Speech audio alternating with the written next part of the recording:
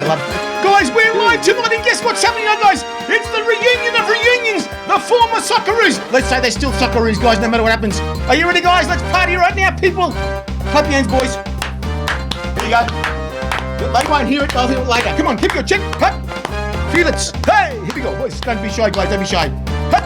Here we go. The cup of life, this is the one.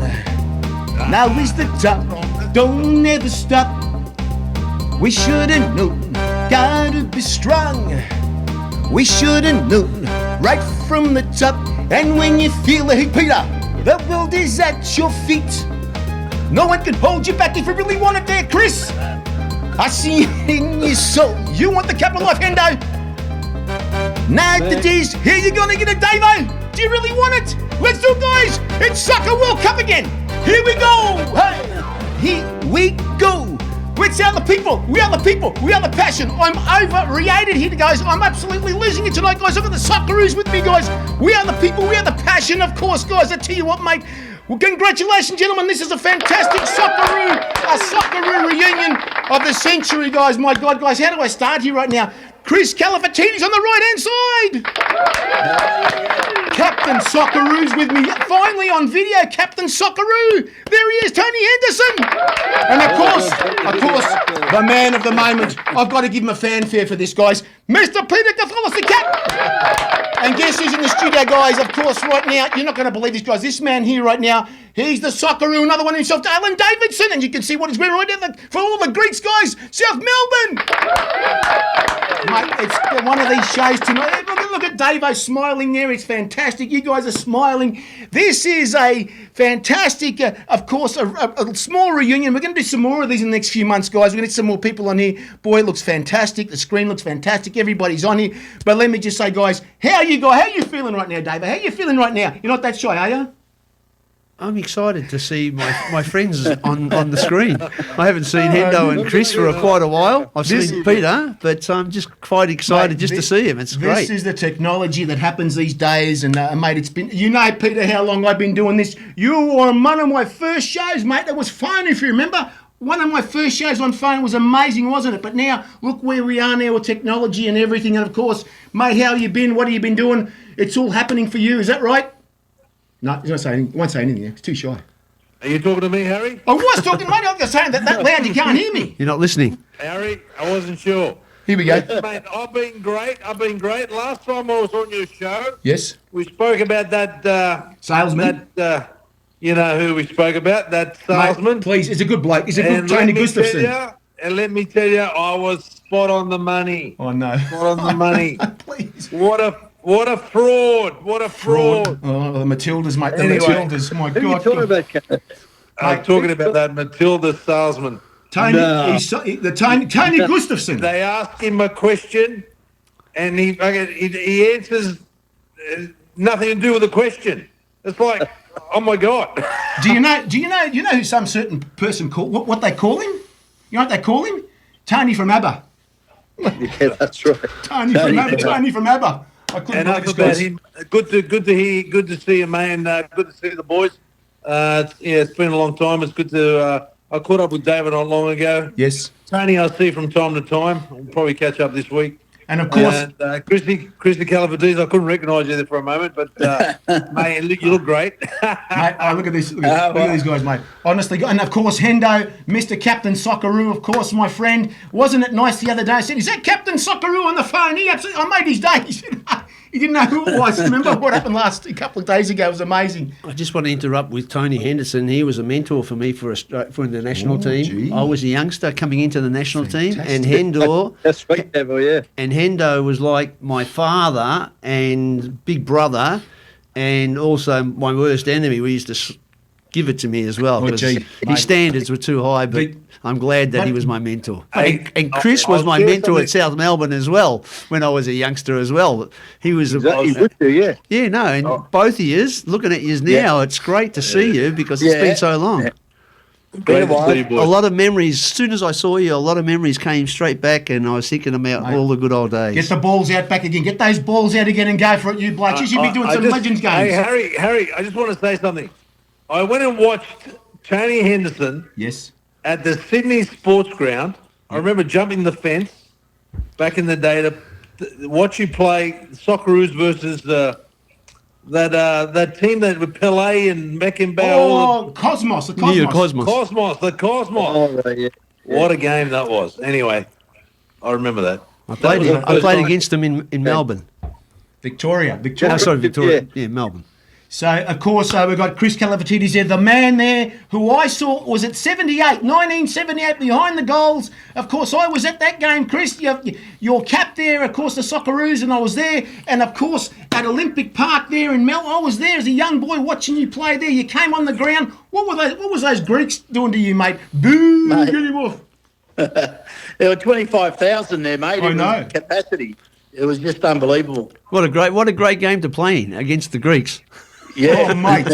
As soon as they introduced Chrissy, they started booing at him because he was playing against the Greeks. It was. Hey, Chris, was that 78 Well, 78, yeah. June 78. against Greece?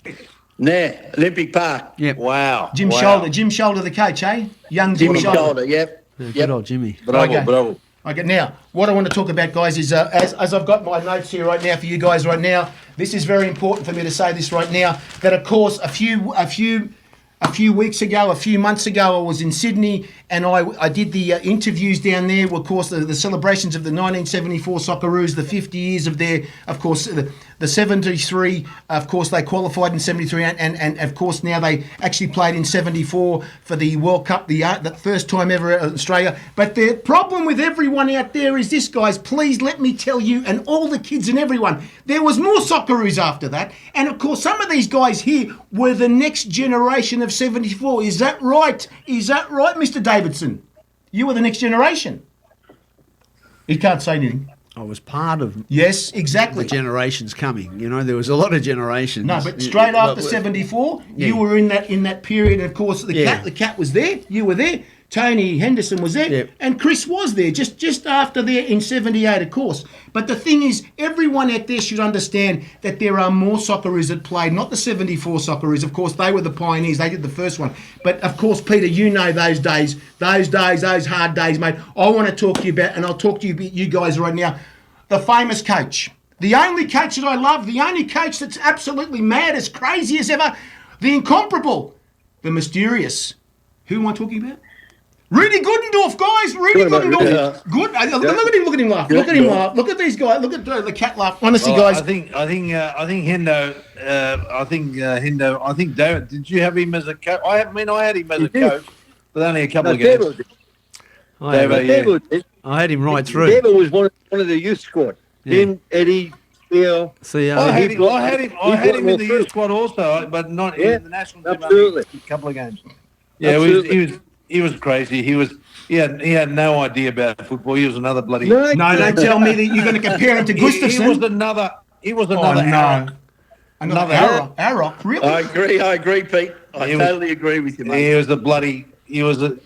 What a madman. Anyway, I don't know how they gave him the job to coach. I know he coached in Hamburg, but those Germans must have been bloody drunk when they gave him the job. And let me tell you, he was ahead of his time, mate. I'm telling you, mate. He was playing systems that they're just sort of playing now, with one striker dropping deep and things like that. Because Curly was the main striker. He was. He was a nutcase. But I'll tell you what. When we have a coffee, we'll discuss that, mate. Honestly, I'll tell you what we did do. Whenever we went away, we always saw the sights of the city. Like if it was Athens, if it was Rome, we always used to get perfect tours of the city because he loved history. He loved history. I was a fan of Rudy purely and simply because he gave me a chance. And Exactly. No, and that's it. I was loyal to him. And I remember that we were going through a bad stage, and there was a bit of a mutiny on the stage. I saw that.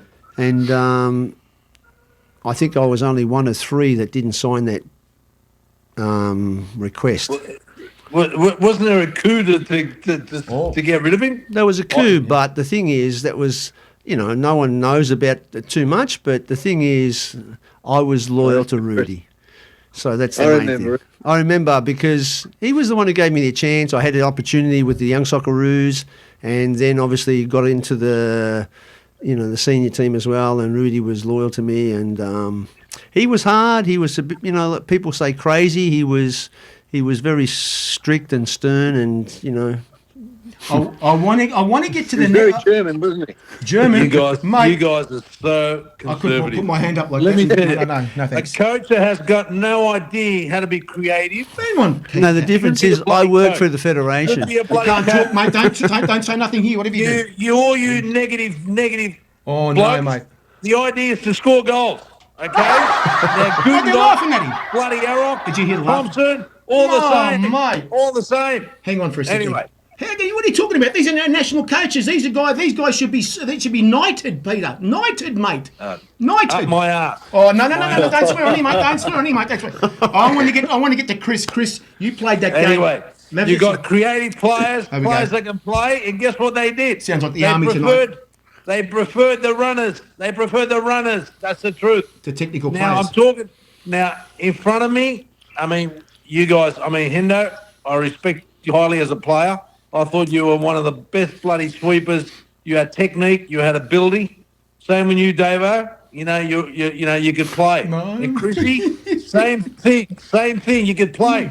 But some of these players they used to pick through the years, Here we go. they were donkeys. They couldn't Don't kick say the anymore, fucking please, ball. don't. They couldn't kick a ball. Mate. Yet they played in the national team because Mate. these coaches selected them. Peter. Anyway, I was could gonna go say- on and on, but I'm not. Who were the donkeys? It's his fellow Socceroos he's talking about. I know, but who? The generation here. Mate, it's bloody. See, I Anyway, told you. don't go there. Don't go there. I see. Don't go there. I want to talk to Kris Don't go about there, Dave. that game, Kris. Don't I want to talk to Kris about this game that you played in, of course, at Olympic. 20 to 25,000, mate. The Savlakis were rolling out that day, mate. You should have seen the Savlakis that day, mate. I was behind. I couldn't sit in the stand. I had to sit behind the goals. And here I am watching bloody Gary Cole shoot that goal through there, mate. Unbelievable goal. The Greeks had a good team in that year, mate. I was there as a young kid waving the Australian flag, going crazy when Gary Cole. But I'll tell you something right now. What was Jim's shoulder like, mate? That was a very controversial, coach that they put on at the time. 35 years. He's 35 He was years a of gentleman. age. 35 years of age. Jimmy was a gentleman. Kris, what was he like? Yeah. No, I found him all right. I found him honest, and he had good tech. He was a technical coach. When we were out on the park, we knew what we had to do. All the plays and everything. And no, I found him okay. He gave me opportunity. What else can I say? Fantastic, of course. And I didn't like what you told me last time, Kris. I'm really upset with this, and I'm hoping that Football Australia sees something about this too. And I know you're going to laugh about this. Honestly, guys out there, little Jimmy Johnson, please, mate, please help me here. Please get these guys their shirts back. Get their bloody shorts back. Every time they played, they had to give them back to you guys, the tracksuits and everything. Is that right? Not good enough. Hey, Yeah, well, at you the know time that. it was. They were poor. Mate, poor. You could only keep your bloody socks. That's all it was. I remember. Yeah.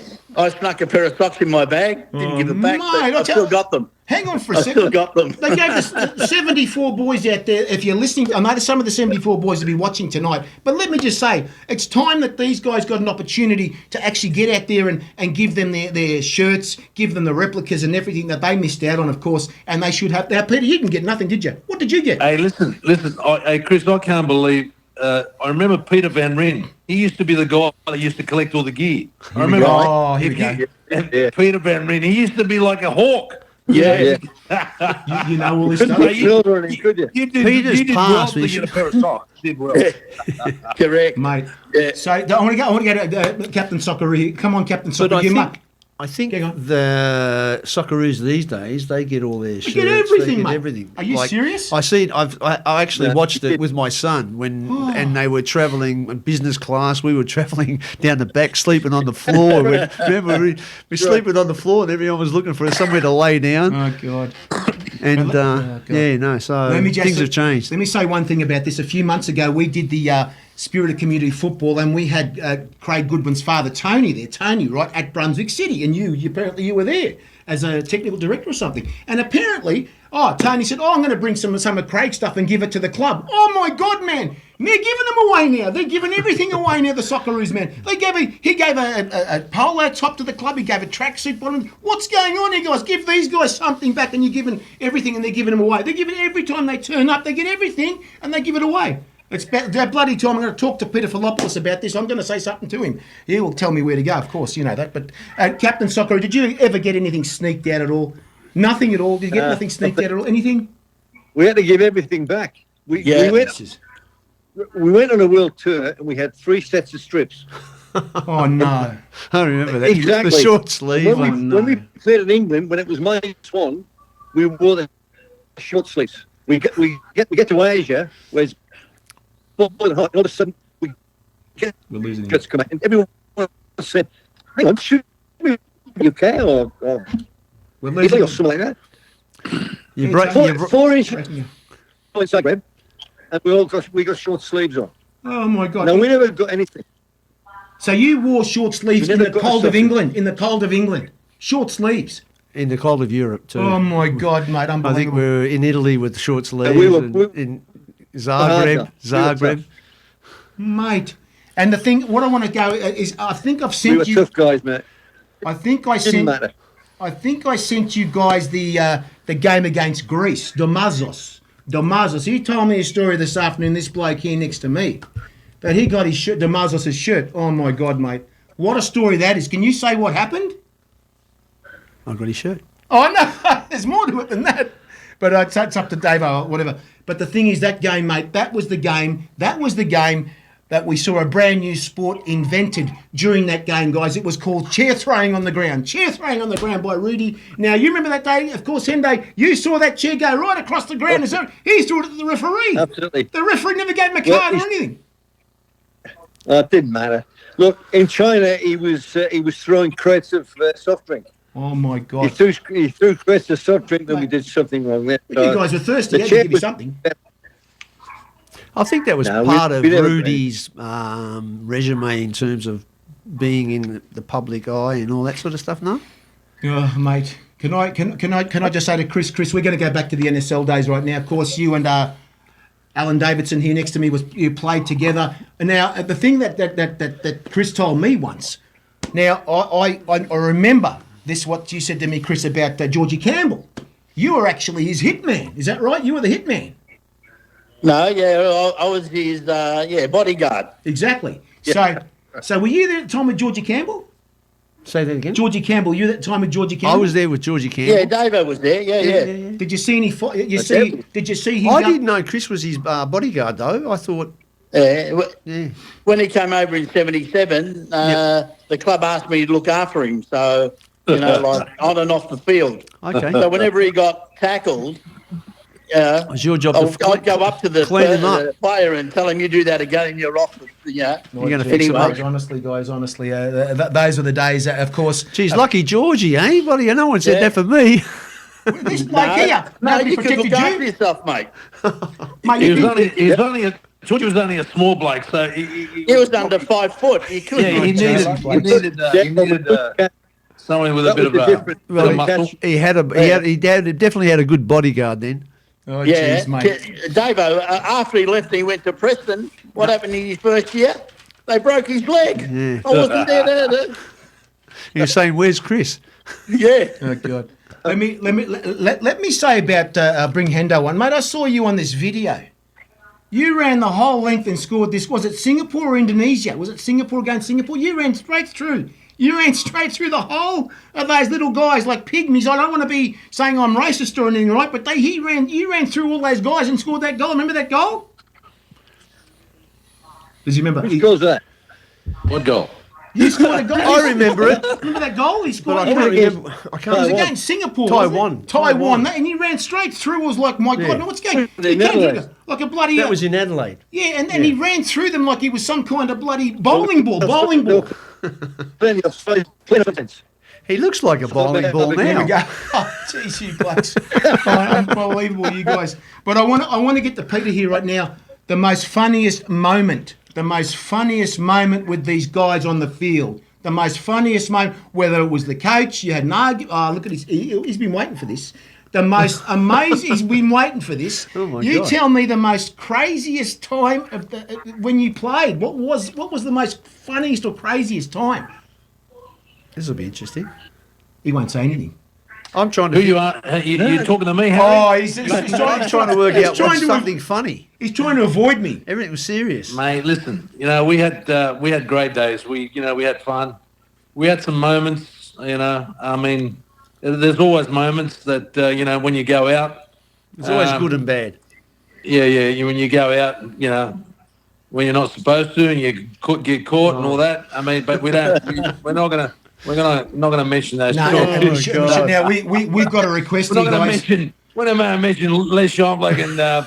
Don't do that. Don't do that. Got his baby on the bushes. No. Oh, Don't do. I've been told not to say nothing about the '94. Anyway, boys. it was good old days. Good old days. Part of the day. Now, part of the. I have a request from Roger Sleeman here, guys. Roger's talking to me.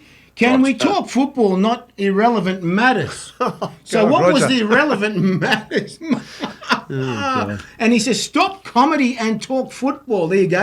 Sorry, Roger. We're just happy to see each other. Exactly. Yeah, exactly. Yeah, we're reminiscent, guys. We're reminiscent Yeah, of cheers all for those good moments. old days. Guys. I wish I could give them a hug and just like the old days. We should Take it eventually have a reunion in It's Sydney. easy, Roger. They've done reunions in Sydney. It's time to do something here, Dave. Of course, if we can invite people over and do things with everybody and get some things happening with the, of course, Football Australia can do something for these Socceroos. They did something for the 74 boys. It's time to go further than the 74 boys and do something for these guys too. But the thing about this, I want to talk to Tony Henderson about. We're going to talk about serious football here right now. The state of the game in Australia, Tony. How do you see it at the moment? Are we getting anywhere? Are we growing anymore? Have we stopped growing? Are we growing? What do you think? Tony, you there? I think we're still growing. I We need to maybe change how we play. I think that's going to be done. I think the second division is a little bit premature. I think it's I'm breaking up, aren't I? You're breaking up, yeah. If you can move a little bit, Tony, to the side somewhere just to find a bit of a signal, whatever. But anyway, you're there. You're okay now, Tony. Oh, he's going to find a signal. I've got to find a signal somewhere. That'll be better. That's you're probably fine. better. You're fine there, yeah. Yeah. That's better. Take a seat. Yeah. I don't think the second division is the way to go at the moment. I think we need to consolidate the A-League first before we bring a second division in. And if we do bring a second division in, it's got to be promotion and relegation. Yes. Has to be. That's gone. Am I back again? Yep. Yes, you're back. Yep. You're back. I think that's Yeah, part of the it's, AFC Confederation. You're right. Charter anyway. That all these teams have got to have promotion relegation. So that's where I think the pressure's coming from. That's where the pressures come from, Asia. That's right. Yeah. So it's the thing. So the thing is, of course, Peter, you know, and of course you said a few things before. I'm going to talk. I've got some information here about, of course, Hendo. You're going to see that. You're going to read this if you can read this if you can. But the thing is, your position on the game right now, Peter. I don't think we're in a good position. The A-League clubs have actually lost their funding just about down to $500,000. How do we fix this mess? What do we do? We're in a state of I don't know, worse than the NSL, of course. I've not seen this before. Look, it's very sad. It's very sad what's happening. I mean, at the end of the day, we want to have a second division, but that's going to be a problem. I mean, there's no money in the game. It's a real mess at the moment. I mean, you got sponsors, you got no one's sort of lining up to back the game. It's very sad. So look, we hope that the new regime that goes in, runs the show, does a better job than the previous lot. But they, like Tony said, that you got to reconciliate with the A-League to make sure that that's running properly before you can start thinking of second division clubs. I mean, look, the way I see it, I see some of the second division clubs being, I think, promoted to the A-League. I said that 2 years ago. Mm-hmm. I think with clubs where you can get a lot of crowds and a lot of support.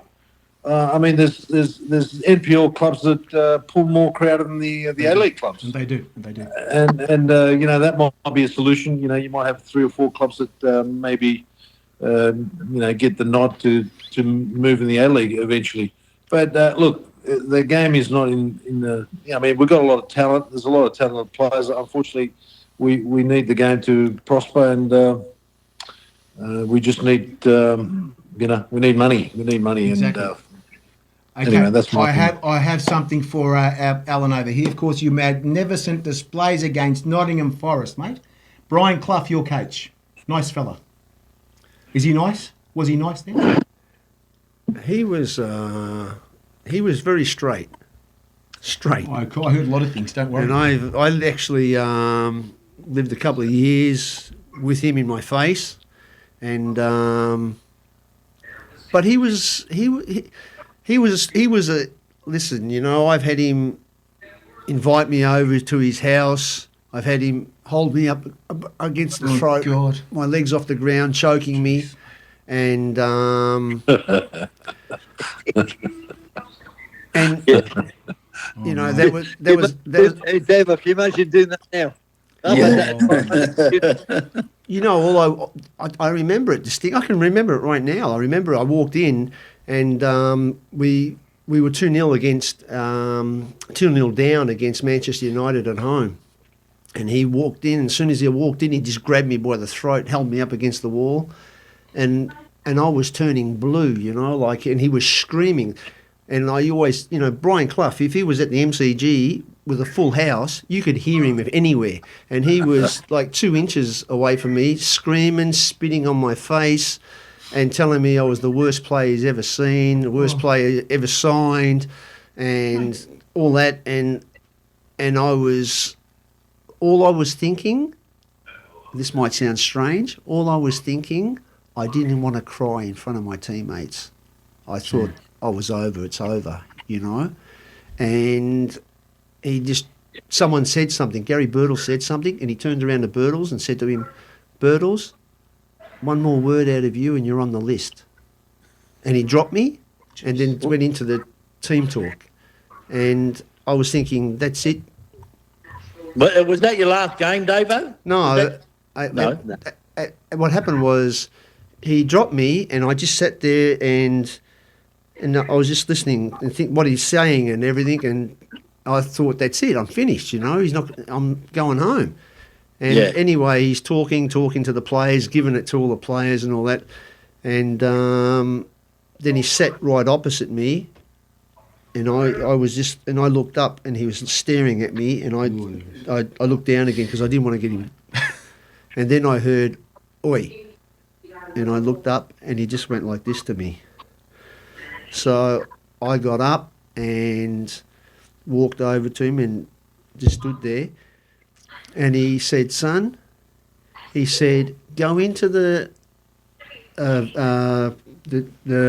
physio's room, because that's where everyone was getting treated or doctors are in there. And he says, go in there and tell everyone to get out now. I want to talk to you alone. And I went in there and I thought, I can't tell these players, I've only been there 2 weeks, I can't tell the doctor get out and all that. I'm thinking to myself, what's going on here, like what? So I walked into the first aid and I just stood there and the doctor said, Alan, you okay? And I said, yeah, I'm okay. And he said, what are you here? And I said, the boss told me to come in here. And he goes, okay. And then he thought, he goes, I know, just relax. And then the doctor said, we'll start getting out in a minute. He was doing. And then he came in and then he said, right, everyone out. And then everyone went out. And then I was just looking at him and I thought he was going to slap me, He was just looking at me, staring at me. That guy. And he was, and I was just standing there and I thought, I'm ready, just to hit me, get ready. Oh, my God. And then he said, son, and I looked at him and he said, son, who's the best manager in Europe? Oh, jeez. And I looked at him and then he turned around and said, Big Ed, because he used to call himself Big Ed.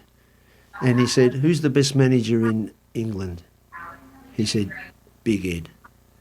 He said, I have 1,000 kids every day outside my gates wanting to come into this club.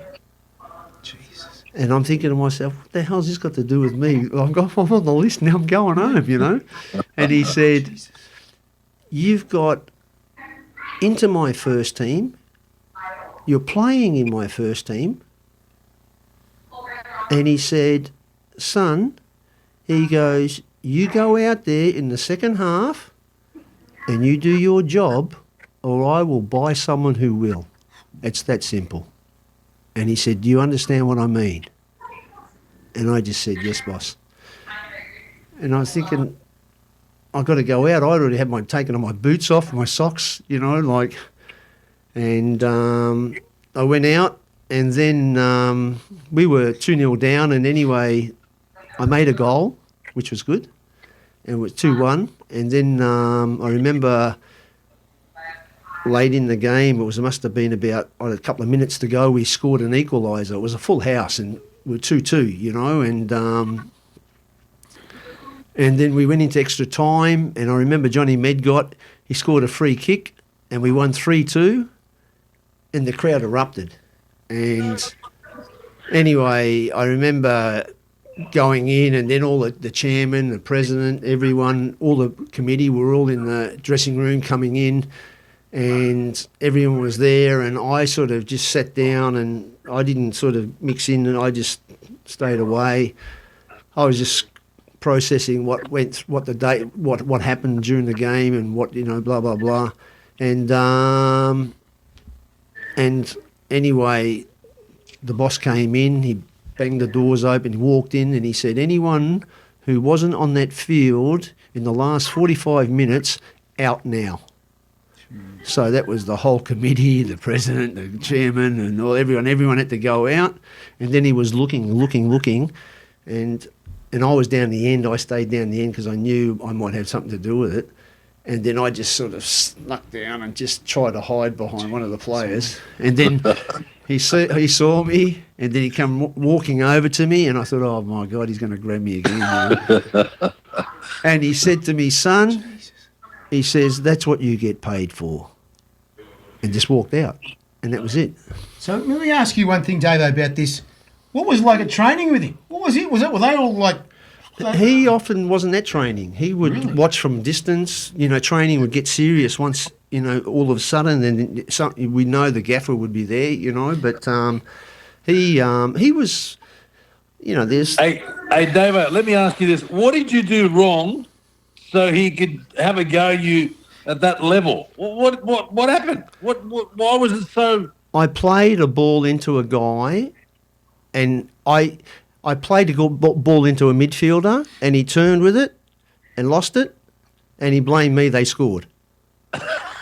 He could have played it back, but he said my job was to knock it over the top into the strikers. We had Peter Davenport and Gary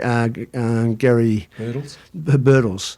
And anyway, I remember once I knocked the ball over the top, and Brian Clough shouted out from the bench it sounded like he was just right next to me, and he said, "He's not an effing giraffe, you idiot." Oh.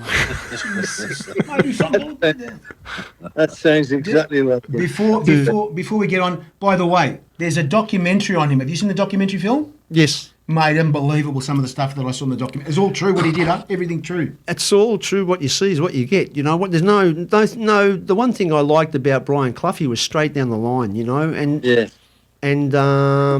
he was good to me. You know, like I went through these experiences, but he was good. I remember one day he said to me, "Son," he goes, "What are you doing for Christmas?" And then I said, I didn't think anything of it. And I said, nothing, you know.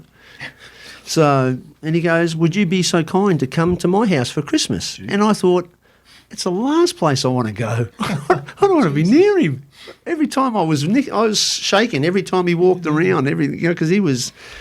And then anyway, he said, I'll get my son Simon to pick you up.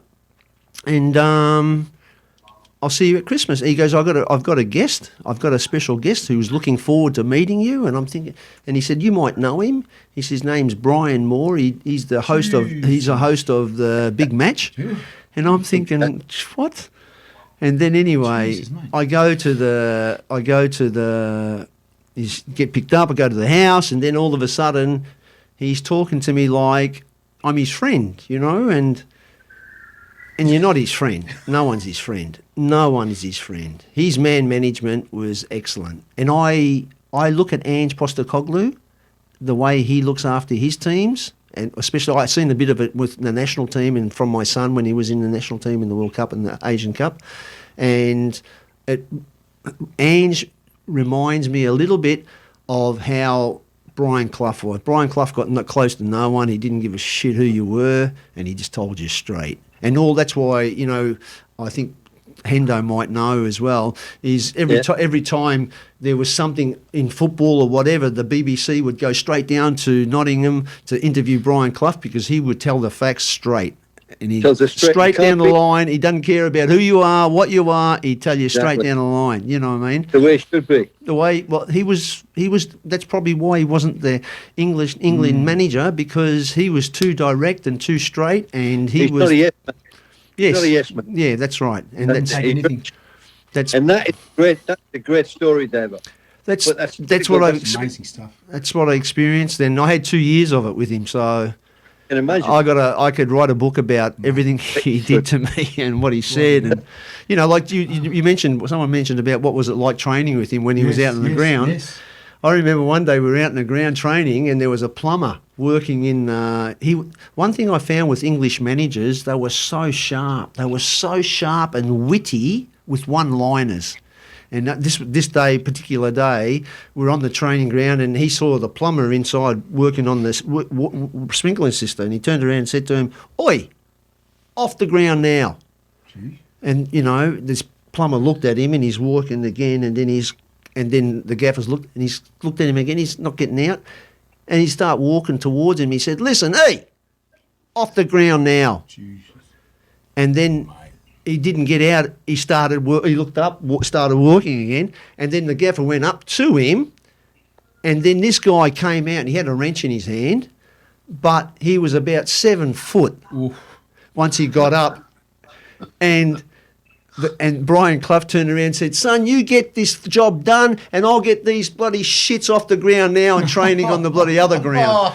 So just all in one go, bang. You know what I mean? And all the players were looking to see what was going to happen. We were loving it, and someone stood up to him, and then all of a sudden, whoosh, and then we copped it, and we had to get off. Yeah, so unbelievable, mate. But he was definitely sharp, straight, tough.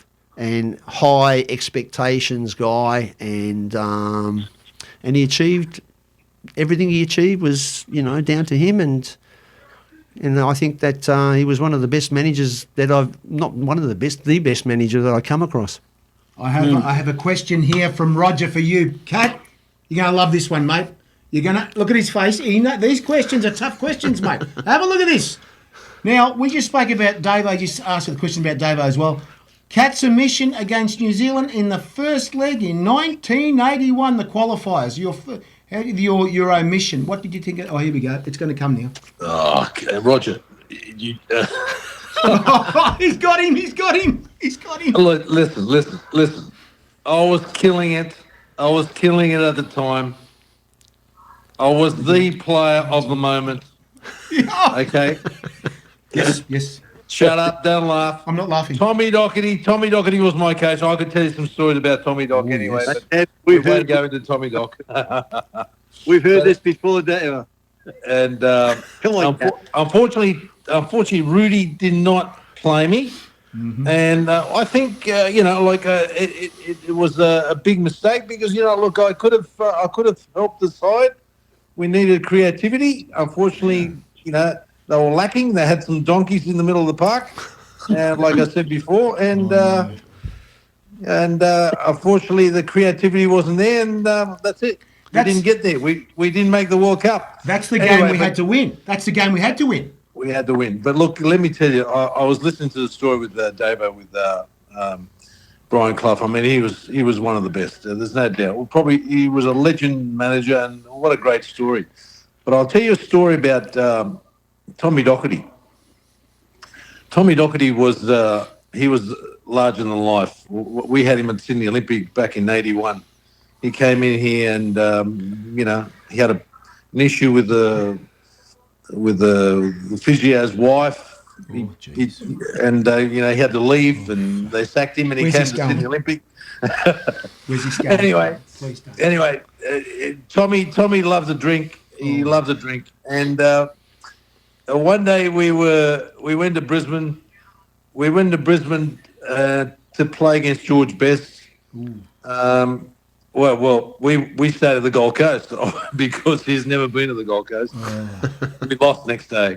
But when we came back, the funny thing, when we came back, we found Tommy Doc on the conveyor belt going around the airport on the conveyor belt with Johnny Thompson. Oh my God, he was. Was he intoxicated? Yeah, he was. Okay. I think he loved to drink. He loved to drink. But another story. I'll tell you another story quickly with Tommy Doc, because I mean he's a famous manager. He coached Man United, and he coached Scotland back in the day, and we were when he came to Australia, we were all sort of starstruck. He came to Australia, and he liked me as a player. I remember he said to me, "Son," he goes, I want you to wear number 4. I want you to wear shirt number 4. That's the shirt I wore." I said, "Doc, I can't wear number 4. I'm number 10. Sorry." Jeez, mate. Oh my God. These characters of coaches like Davidson and he gave me the honour of making me captain. And back in the day, I was 21 years old, and that was a big honour. So yeah, it was some great moments with Tommy Doc, and But that's my story. This is what you're now, Captain Socceroo Tony Henderson. We're talking about our funny coaches. You must have had one of these guys. You all had one that stuck out the most. Who was your? Was it in England when you played at Newcastle, or was there someone around Australia that you had a fall in or something with? No, I got on reasonably well with all the coaches, but my favourite coach was Rudy. It was we were playing against Czechoslovakia in Canberra, and me and Ed were in the same room, and we couldn't sleep. So Krenchevich said, "Well, I just moved from Canberra to Marconi," and he said, "You'd know the place." And I said, "Come on, we'll go out." But Shane Flug and what's the other guy? The Argentinian boy. What's his name again? They were sitting. Oscar Crino. No, Blanco. Rail. They were sitting in the front, so we couldn't get out. So I said to Krenchevich, I said, "Listen, we'll just go down the back stairs, and we'll just climb over the wall of the hotel." So we went down the back stairs, and we're creeping along the wall, and all we heard was, "Where are you going, boys?" And Christoph was sitting in his car talking to his wife, and we crept past the car. Oh my God! We said, "Boss, we can't sleep." He said, "Boys, don't be late." Like that. And went out that night. We didn't drink or anything like that, but we had a decent time. But he was like that. He was good like that. But he used to love Krenchevich, didn't he? Yeah, but he used to love you and Krenchevich. I don't know which one was the. That's why you were allowed her out. We weren't. Oh, geez. He would have got rid of me down there. I'll tell you. But Les was good like that. Les was like he was with us, because he was a real goal when he played. He was always creeping out. And that's why he was so strict with all us. That's what he was. I got stories of Les in Townsville. I can't say them. And you know what happened? I got what's his name coming to me a few months ago, and he came to me and says, "Harry, Goran Olesnovsky said, don't say nothing about the Oileroos in '98. Okay, no worries, mate. Because I was there with them, entertaining him at the Townsville Casino. No, I can't say nothing about that. Now, I got a question for you too, Captain Socceroo. Your great Marconi teammates, Roger says, your great Marconi teammates. Tell us about those guys. Oh, well, what do you want to say? Where do you start? Well, I'll just talk about Cat, the first one. Yes. Right. Cat was one of the first ones there, right?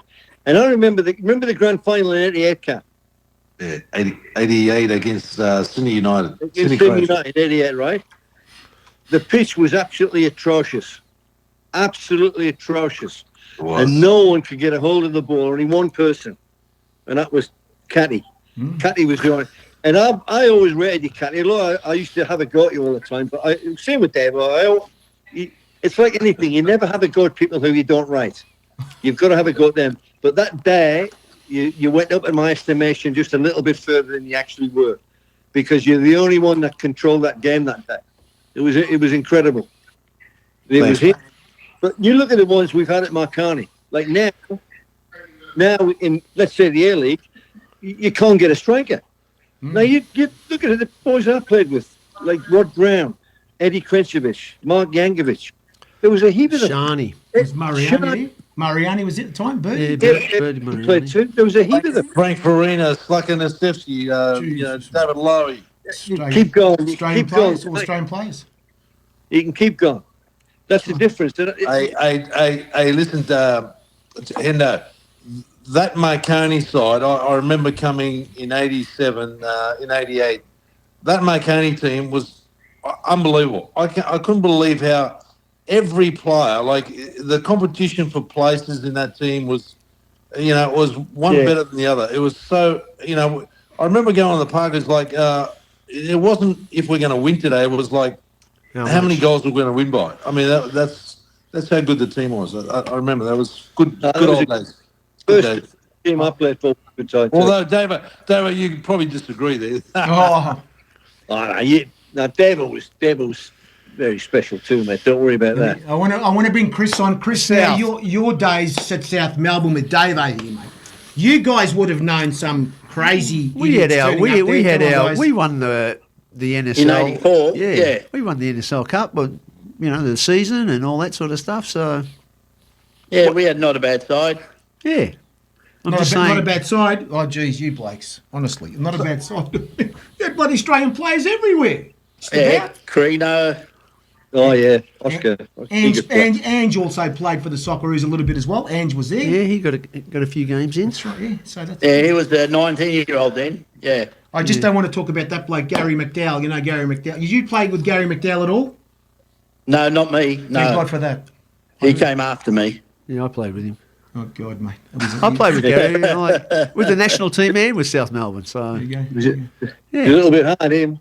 Gary was a tough guy. Yeah. Like a lot of the Scots, a lot of tough guys with the Scottish people. Mm-hmm. You know what I mean? So now we've got somebody here right now.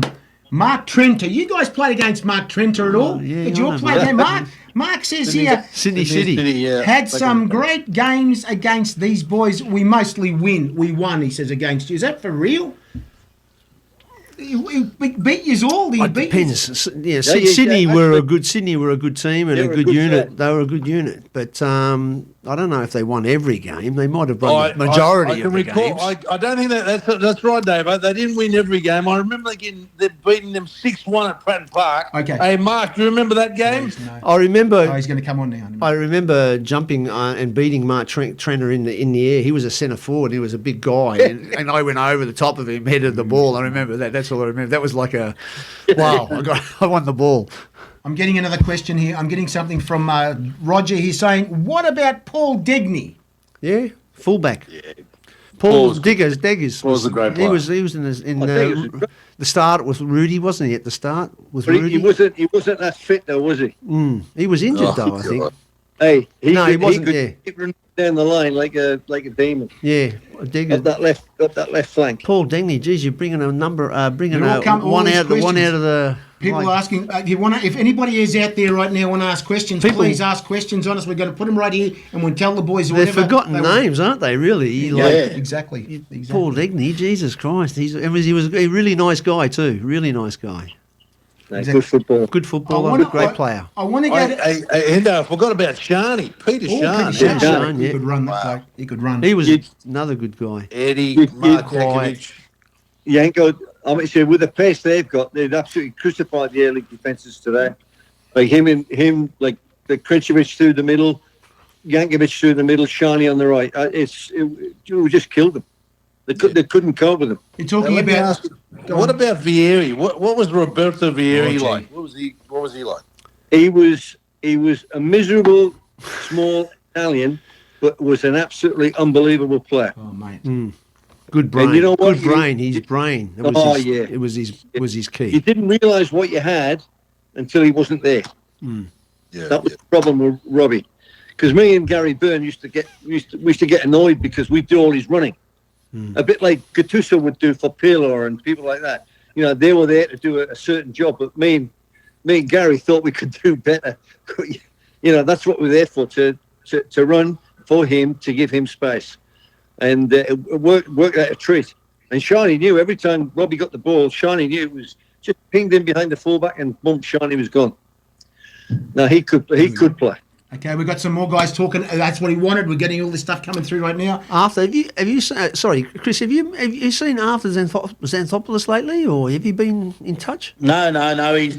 He's gone hiding now, mate. He's a recluse. Is he? Oh, gee. I didn't realise that. I haven't seen Arthur since I was at South. Yeah, 30 years. He's Disappeared. No one's seen him. I speak to his sister a lot. Yes. She knows where he is? Yeah. She knows where he is, but he's just doesn't want to have a bar of soccer. He doesn't want to do anything. Oh, right. I remember Arthur. Yeah. He's a good player. He was a good player. I've spoken to a lot of guys, former players at South Melbourne too, and they don't want to get involved anymore. They don't want to talk about things, Davo, and we need to get them out of their shells again. We need to get them out of their shells. And they're a bit disappointed. They are very disappointed. That's the thing about that too. So, also a question here, Kenny Bowden. Kenny Bowden. Oh, yeah. Kenny was a great boy. Yep. Newcastle. He went on the world tour too, Endo. Remember? Yeah. Great player. Great player. Can I just say one thing about that world tour? How did bloody Goodendorf pull that off? How did he get this world tour and talk to the dictator of football in Australia, soccer at the time, Soccer Australia, dictator, what's his name? Sir Arthur George. How did he con him into spend all that money to get overseas, guys? You must have a great holiday, you blokes. You must have a great holiday. Yeah, a lot of things you can talk. It wasn't a holiday, that's for sure. It wasn't a holiday. Are we no holiday, we get private jets everywhere, do we? Yeah, it's not a holiday when you're playing for the national team, mate. It's no holiday. We were at the back of the plane, mate. Don't worry about that. We didn't get any special treatment. How many games did you guys play on that world tour? That's unthinkable happening today, even now. You couldn't even afford it now. You know. Oh God, where did we started? Where did we go? We started UK, didn't we? We started UK, and then we played in Zagreb against it was teams in Zagreb. We played in Italy. We played. Who else did we play? Asia. We played in Hong Kong. We played in. We played in Israel too. Yes. Oh, we played in Israel. Indonesia. And I remember Hong Kong. We were bloody. All we were in airports for bloody 15 hours waiting for the next flight. That's no holiday. Hey, that's no holiday. That's no holiday, Harry. And we're at the airport for 15 hours just waiting for the next flight because it was the cheapest flight. Let me say about that game in Israel. I saw that replay of the game. I saw the replay of the game in Israel. My God, are we talking that ground? The standard of that ground, Tony Henderson. The standard of that ground you play was ridiculous. How shit was that ground, mate? What was that ground? It was a cow paddock. I've never seen anything worse. That's the truth, isn't it? That's where Jesus was born. That was in Bethlehem. Mate, the ground was. I saw this. What are they? Bethlehem. This is a national team playing on a ground like that. What this rubbish ground, mate? We went to Bethlehem. There was no grass. There's no grass on that ground. There was nothing there. Remember when I said earlier that wherever we went, we got tours. Yes. We went to the Wailing Wall. We went everywhere in Israel. We saw all the sites. Same when we were in Florence. Same when we were in China. Went to China. We're everywhere. Unbelievable, mate. Honestly, those grounds that you guys played, what are these? Who actually planned those trips? Who planned them there? Did Sir Arthur George have to call every country to bloody get them to play? You guys play there? That was amazing, mate. Those grounds were absolute rubbish. And the other thing about that Greek game you guys played, Those missiles thrown at you guys, those missiles, those bloody little Bottles. What the bloody hell were those things they were thrown at you guys? Was it the penalty that was coming? The penalty throwing things that used penalties or something like that. What was that stuff, mate? I saw that as a kid live. I saw that live direct from Greece. I can't forget that game. And the chair, mate, that chair. I've never seen a guy throw a chair that far in my life, mate. That coach, he was strong, eh? Who was that, Rudy? Oh, you, mate. He was strong, mate. That bloke, I tell you what. We got done like a dog's dinner on that. We were 3-1 up, and I think we eventually drew 3-all. But they give him. I think he gave him a couple of penalties. Like Evo's tackle was fine. You know, it was not. There was never a penalty. That's why he went mad. Yeah. Mate, they weren't going to lose, that's for sure. Nah, there's no way. There was no way they were going to lose. Not a chance. I saw Damaza score a goal. One of those Not goals. in Greece. Damaza No chance. No chance. Mate, Local referee, no chance. he was a Greek referee, but he was a Greek referee. I couldn't believe it. I sent you the game. You must have played it back and saw it. I sent some of the boys the game. I couldn't believe it. I can find all this stuff on YouTube, Kat. I find it all on YouTube, all the game you guys played. I just could not believe it, mate. We've got a lot of guys talking. We've got Morris Licata watching right now. Also, we've got Jack talking about Charlie Villani, another great player. Sebastian Giampolo. Of course, we spoke about Kenny Bowden. Gary McDowell, he stood on the player against New Zealand. Then he got banned. Is that right? Mate, unbelievable. And George Machete says, how good was John Eisendorn? Now, you guys know John Eisendorn. Yeah, John Eisy, he did a job, that's for sure. He was a good footballer. Yeah. Played for Australia. And we just got rid of Captain Socceroo. Where's he gone? I don't know at the moment. Hopefully he comes back. That's all. So that's I could tell you a story about Baz Giampolo. I remember we're in New Zealand playing the World Cup qualifier, and Rudy goes to Baz. He goes, Baz, come on, warm up. Anyway, he started warming up, and he'd done a few sprints. He comes up to me, goes, Kat, I think I pulled a hammy. Oh, Jesus Christ. That's what happened to you too, I remember as well. Mate, Jeez, you blokes. There are. Anyway, Baz goes on, and I think he came off after 10 minutes. Mate, I want to get. That's what you did too. I know. Did you guys make this up? You make it up on the field. You're too tired, and you made up things to get up the field. No, we were playing old boys in Thailand together. Oh God. And Peter was warming up and he was getting ready. And I said to Peter before the tournament, we went to Thailand. I said, "Listen, before you go, this tournament's a really tough tournament. We played a game every day. There's no rest, and we play against quality teams." And I said, "Get yourself fit." So I gave him 6 months' notice, and he goes, "I'm fit, don't worry, I'll be ready. And then when we get there, he's warming up for the first run, and exactly the same thing. He's pulled his hamstring, and then he pulled his hamstring running across the ground, coming onto the ground, and he comes up to me on the ground and says, "Dave, I think I've done my hammy." I said, Mate, I've done my calf muscle. Honestly, now I want to go back to the NSL days, Kris. Of course, in the NSL days, of course, those days were the good days. You'd walk at South Melbourne, you'd smell the souvlaki as soon as you walk through the gates. They'd offer you souvlaki. Is that right? You didn't know whether you were playing or you're bloody eating or something. Now, Kris, your days at of course, is he coming back? Is he? Is Captain back? The captain's back. Now, let me say one thing about this, Kris, is that the old ground, mate, the jewel in the crown of the game in Victoria, we lost at Middle Park. That was a disgusting thing that happened. Of course, you guys were playing there. Some of the memories are massive. Is that right? Your memories? Oh, yeah. Your memories, Kris, there? Great memories.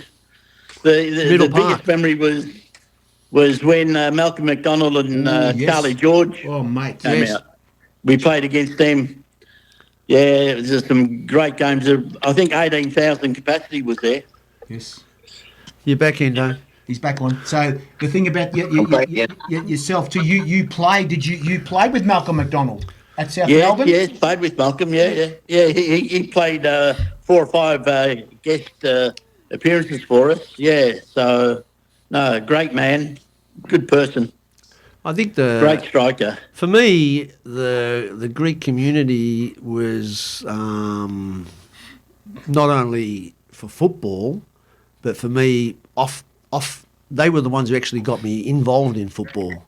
So I owe a lot to the Greek community, and the Greek community have been with me and that's why I'm wearing this shirt. He's wearing this shirt. Because stand up. The boys won't see you. Stand up. See look what he's wearing, guys. Oh, there you go.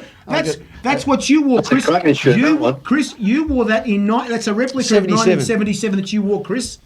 First season. So I owe the Greek community, and I'm forever indebted in the Greek community. And my wife's Greek, and I'm so happy that my wife and my family's Greek as well now, because when I grew up, my mother's Japanese, and my mother and father met in Hiroshima during occupation forces and after the bomb. And it was a tough time for both. And anyway, to cut a long story short, when I grew up, I got beaten up all the time by the Australian kids because their fathers were killed in the war, or their fathers were prisoners of war or in concentration camps. So all my life I got beaten up. And that's why I never mixed much with a lot of players during the days. I kept to myself because I didn't trust anyone, because I never had any friends, you know what I mean? And what happened was the Greeks were the ones that would befriend me at state school and secondary school. And I've got friends from kindergarten that are Greek. They've been my 60 years. They've been my friend, and they're still my friends. And they got beaten up as well, looking after me. But the Greeks, and then once I got involved with the Greeks, they were the ones who introduced me to soccer. And I'm grateful for that, because they've given me No, I'm just talking about, that's a true story. You know, it's not about my South Melbourne. South Melbourne was only that wasn't the start of my Greek community. My Greek community was when I was growing up, and a lot of people don't know this, but you know, I used to get beaten up by 10 kids, not one kid, or fighting with one, and then even if we were fighting, I'll be fighting, and all I learned to do was run. I had to run, and I was running all the time. And as we laugh, good said, you're very quick as a fullback. I owe that to the Australian kids. And what happened was, you know, even when we'd go in, they'd grab all the kids and take them in, and they'd all get the strap. I was the one who got the strap, and the Australian kids were let out by the Australian teachers. That's how bad it was. Jeez. Wow. You understand? And that is bad. But you got to learn to live and yet to get through all these hard times. And the Greeks were the ones who got me through the hard times. And then obviously I became a footballer, and then South Melbourne was another. You know, it was like heaven for me. You know what I mean? Because the Greeks really looked after me. Fantastic. I just wanted to get that out because that was a true story, and I just wanted to get it out now because it's an opportunity. Fantastic story, guys. Excellent. And of course, let's speak to Captain Socceroo. He's back. Where did you start this Captain Socceroo, mate? It was every Saturday morning. It was a Saturday mornings. On we used TV. to get on there. We get on there, watch you with that Australian tracksuit. You kept the Australian tracksuit, is that right? You kept that one for the show? You kept that one, I think I you had did. to give that back. Harry, You're joking. This is unbelievable, guys. Took it off me. You're kidding me, man. This is unbelievable. He took over from Johnny Doyle. Yes. Became the next No. I took over. It was Johnny Warren. Then John Tender. Doyle. Yes. Oh, Then John okay. Doyle. Were you before Doyley? Yeah? Yes. Were you? I was before Doyley, yeah. and Johnny Warren was before Hendo. Was before I me. remember that. Okay. I didn't know that. Yeah. Okay. That was one of the best things about playing away in Melbourne. The boys used to be running off the bus when we got to the hotel. I said, what's the rush? You know, I said, Captain Socceroo starts in 1 o'clock. That was a great show. I used to watch it all the time. I loved it. That was great. Right. Yeah. That was the only soccer show. It was the only soccer show ever at Actually, the time. Actually, it was. Yeah, it It was was. the only It was one a that was great going. show. Probably the first one. It was a great show. Thank God for Hendo and You'd actually Doyley try and to teach Johnny people Warren. technique. You know, not like others. Let me say, I got a question from Mark Trenter, boys. I'm going to go around to everybody with this one because everybody's got their own opinions. What do we need to do to win the World Cup one day, boys? Peter Katholos first. Oh, my God. Well, we need creative players, don't we? We need more creative players. We need more technical footballers for sure. I mean, we have good goalkeepers. We have good defenders. I think. I think the last, probably the last third of the park, we need to improve. I think we improve in the last third of the park, we could probably win a World Cup. Now, of course, Kris yourself first. What do you think? Yeah, well, we need some good coaches. We need some. Oh no! So I agree with that. Oh, Jesus. I was going to say, put the cap on for Jesus. I was going to go crazy because the coaches watch this. The coaches watch this. Here you go. I agree. It's true. We need players to stay in Australia. Not go overseas. If we've got good coaches here, we might be able to develop them here and win a few more games. Tony, it's going to be hard. It's a hard task. Well, if Greece can win the Euro, why can't Australia do something? Exactly. Now, Tony, of course. What do you mean? We were lucky, Kris. We were lucky. Here we go. The Greeks. Yeah, you weren't lucky. You did all right. I think we look. I think thinking about winning a World Cup, the way we are at the moment, I think is a 1,000 years away. I think we need to start at the bottom. We need to build a good foundation. I think the way they've got them playing, I think we have to look at how Spain do things. I mean, I don't know if you've noticed, but they've won everything. They've won everything over the last few years, everything. And they play a wonderful brand of football. And that's what we have to play. We have to play more. I think we have to be more aggressive. But Kat's right. We need to have a couple, maybe one or two creative players in there, but the rest of them need to do a lot of work. We need the fitness levels to come up as well. And, like you look at some of the players in Europe now, they could run 20, 25, 30 kilometres in an hour and a half and not even feel it. I wish I could do that, I tell you. Yeah. Imagine if we could do that now. Dave, yourself about when Tony finishes. Tony, go on. We just need to get the structure right. You can't have a building and everything and not build anything and then put a roof on the top. You've got to start from the bottom and you've got to work your way through. And it's going to be 10 years. Minimum 10 years. Are we talking until about we see any winning the World Cup? Winning a World Cup? I don't see it in the distant future. That's for sure. Winning, because if you want to talk about winning, you ask, look at Argentina and what was it, 86? Yes. Maradona won was a key player, and the rest of the players were good players playing at the highest level, but they just had that world-class Maradona in there and Messi's and all this sort of stuff. These are the teams that win World Cups as well. They've got these world-class players. To have a world-class player in your team, you have to play in a world-class league and in the top leagues. So we have to create players, unfortunately, that are playing overseas in the top leagues where they become the best players and then come back and play for the national team like they did with the golden generation, if you want to talk about Ron Smith and his golden generation, and they were all playing over in like your Brescianos, Harry Kewells, all these. These are all Ron's boys, but they were brought up here, then they went over, then Australia did well and we did well in World Cups, but to win a World Cup, that's another level. We got another level from a coaching point of view, and from a structural.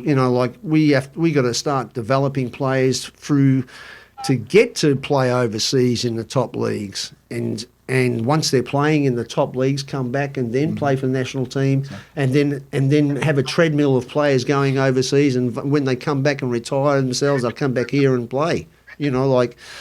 That's. I don't know. It's a big question to win the World Cup. So now I've got a question for the Cat. Here we go again. This is a guy that you may know from Sydney, Michael Santhodakis. Ask Cat about the Doherty days at Pratton Park. What's about Pratton Park with Doherty?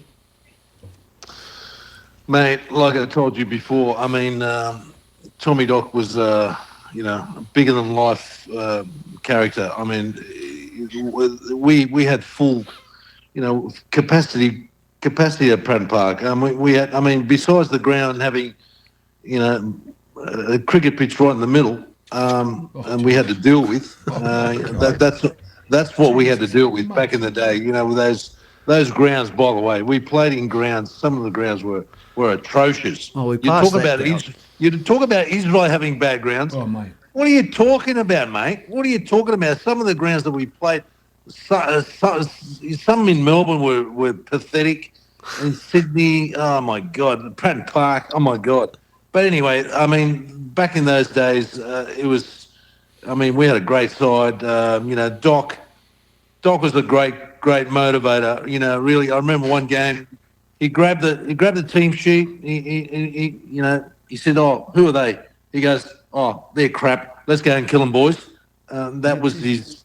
That's the way he motivated the boys, and we just went and played out of our skins, and we went hell for leather, and the crowds came, and they watched a lot of young Greek boys back then, Danny Moulis, Markoussis, Jimmy Patikas, Roskopoulos, my mate. There was a few boys there. It's amazing. It's amazing, guys, to have you guys tonight. I tell you what, we could go on forever with this. We're gonna have to do part 2 somewhere at some stage. I tell you what, guys, thank you for coming on, all of you. I tell you what, fantastic stuff. I think you can hear the applause. Can you hear the applause there? The applause See you guys. See you, Kris. Thanks, boys. Thank you for having us. Of course, thanks for coming on, guys. See you, Dino. See you, And of course, thank you guys. We'll catch up. Yes, I'll definitely catch up, Kris. I'll be in touch. Harry. Yes. Get Roger to teach you about Sydney, about soccer in Sydney. Get Roger. Roger's the expert. He's right here. Right. He's listening to you right now. Would you believe? Roger's the man. He's the oracle. I call him the oracle, you mate. might know about Victoria, but you don't know about New South Wales. Mate, the best play about New South Wales. You're talking about Roger's New South Wales had the majority of NSL clubs. You know that. I think I didn't know that either. There you go. Fantastic. Yeah. Good night, guys. Alan, thank you for joining me tonight, guys. Fantastic, everybody. This is a fantastic little Socceroos reunion, guys. We're talking about after the 74. These are the generation after 74. It's fantastic having them on, guys. So thank you for having us tonight. We'll catch up, Hendo. They're all coming on, guys. There you go. See you, mate. See you, buddy. Thanks for having us, boys, on football. Alan, thank you for coming into the studio. Eddie was missing tonight, but that's okay. We managed to have a lot of Socceroos tonight, mate. Imagine having him here and having everybody, that whole screen, mate. Unbelievable, mate. Fantastic, guys. Thank you for joining us on Football Aside, guys. Next week, guess what? We're going to have another Socceroo. Some more Socceroos next week, guys. We'll see you guys next week at Monday at 8 p.m. this time, guys. Thank you. Thanks, guys. Here we go. Hup. I think I'll dance a little bit. Come on, guys. Check it out. Don't forget this. Brought to you by CNFC Logistics. Hey! The cup of life, this is the one. Now is the time, don't ever stop.